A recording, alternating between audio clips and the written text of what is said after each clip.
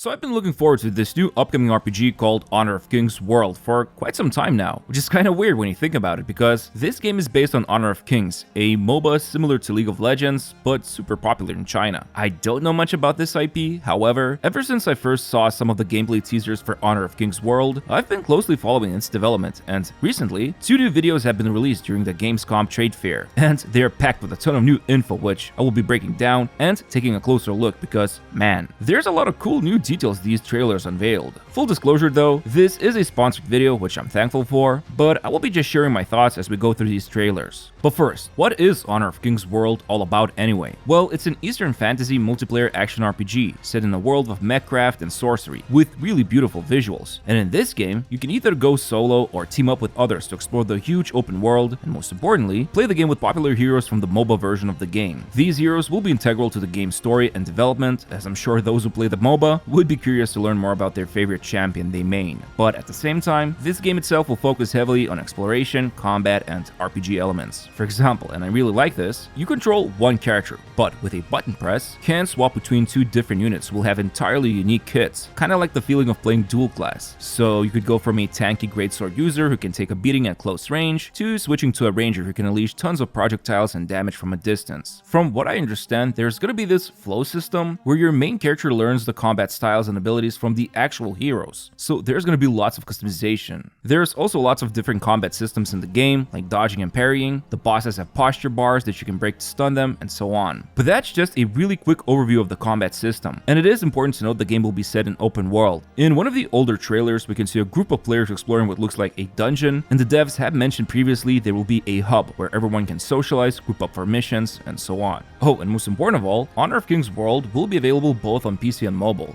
But yeah, with the short intro out of the way about the game, let's take a look at the 2 new trailers that dropped during Gamescom Trade Fair event, starting with the first one, which focuses more on the visual aspects. So, during the opening, we can see a beautiful introduction into the game's world. Mythical forest up ahead in distance, swampy but sunny locales, a hub for players that was mentioned a moment ago, and of course, the classic plains. Probably my favorite location so far. Next, the trailer shows a couple of sweet cutscenes between 2 dudes duking it out in typical bombastic fighting style, but I am mostly impressed by the design of this dungeon, which felt like some kind of a mysterious crypt, and seeing how in these cutscenes the place is being traversed, I am very curious to see how the developers will handle dungeon design. Other than that, a couple of boss fights were quickly teased. We can see this big mechanical bird, Baifang, getting frozen by the party, which is quite interesting. Normally you can't freeze bosses in most RPGs, so it is nice to see you can CC them here. And then another cool fight was this dual axe general, absolutely wrecking the battlefield. The fight feels really epic here. However, at the end of this video, a big bad boss shows up and the trailer ends. Overall, after watching this first trailer, my biggest takeaway would be that the developers are showing 2 very important things here. First, the open world design looks drop-dead gorgeous, and as someone who has been playing Eastern fantasy MMOs all my life, I could really tell they hone in on the graphics and art direction to achieve that Eastern aesthetic feeling. The other thing would be the core experience of dungeon exploration. I'm not gonna lie, after going through endless amount of dungeons myself, I am really surprised at the level of depth these dungeons have. Cutscenes, intricate indoor design, and most important of all, thematic boss fights is everything I could ask for. I think the best experience in RPG games is always found in the dungeon, and so far, I like what I'm seeing. Oh, and also, the developers here are not some amateurs. This is TiMi Studio we're talking about. I always love that intro when booting up one of their games. But yeah, TiMi have developed games like Call of Duty Mobile, Delta Force, and of course, Honor of Kings the MOBA. Oh, and they even have Monster Hunter Outlanders as one of their upcoming games. Safe to say, this studio knows their stuff. But yeah, enough with the first trailer. Let's take a look at the second one, where it focuses more on the combat. Oh yeah, this is my forte. Just pure gameplay, and it was actually recorded in a very interesting way. You can see the point of view from several party members, and in this game, you can team up with up to 4 people, and usually everyone will be playing unique classes like marksman or fighter. I don't know the official names of these classes, so I'll be referring to them by their traditional role names, but still, the fight here is happening against Baifang, the mythical one-legged crane from Chinese tales. How do I know this?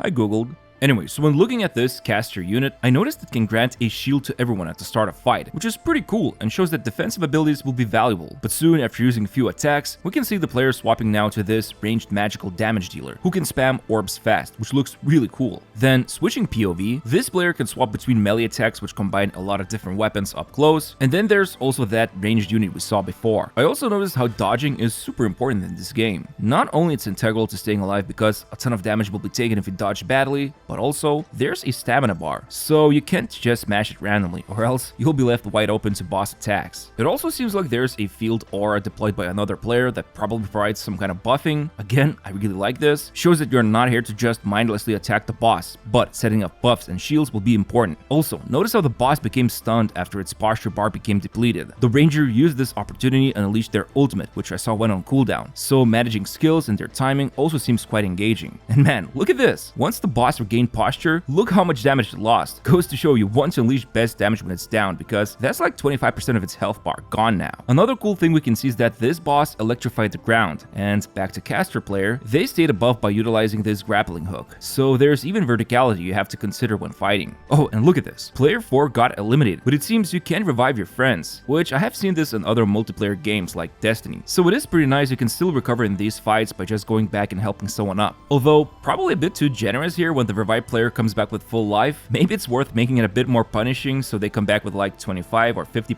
HP instead, but who knows. Maybe it's some passive ability in the works here. And yeah, the boss is once more in their down state, and everyone is just unleashing their best abilities right now to quickly take it out. One thing I've noticed is that the screen doesn't feel too busy with 4 players. The particle effects seem pretty enough, but don't clutter the battlefield, which I think is very important if you want to experience the fight and still feel the impact your own character delivers. But yeah, soon after Baifang is eliminated, the trailer wraps up there.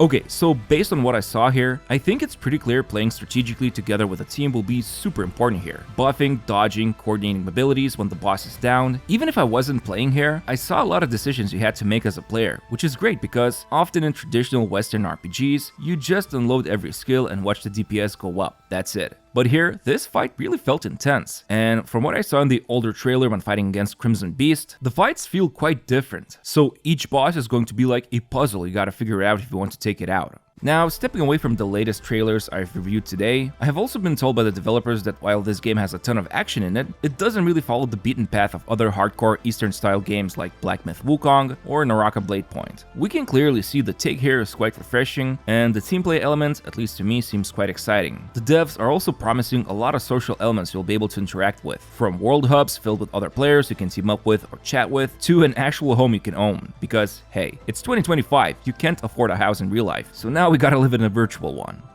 Yeah. But there's also gonna be crafting and even farming. So all those good things you'd want to see when chilling outside combat. But all in all, I am really looking forward to Honor of Kings World. I've seen media outlets like IGN and even other content creators praising it, which seems like a good sign, and I can't wait to start playing it. However, the release date hasn't been confirmed yet, but you can stay up to date with the game by using my link in the description, which will help support my channel. And hey, you'll also be the first one to know what's happening with this game. Anyway, thanks for watching, be sure to leave a comment and let me know what you think about Honor of Kings World, and don't forget to like, share, and subscribe. Thanks, and see you next time.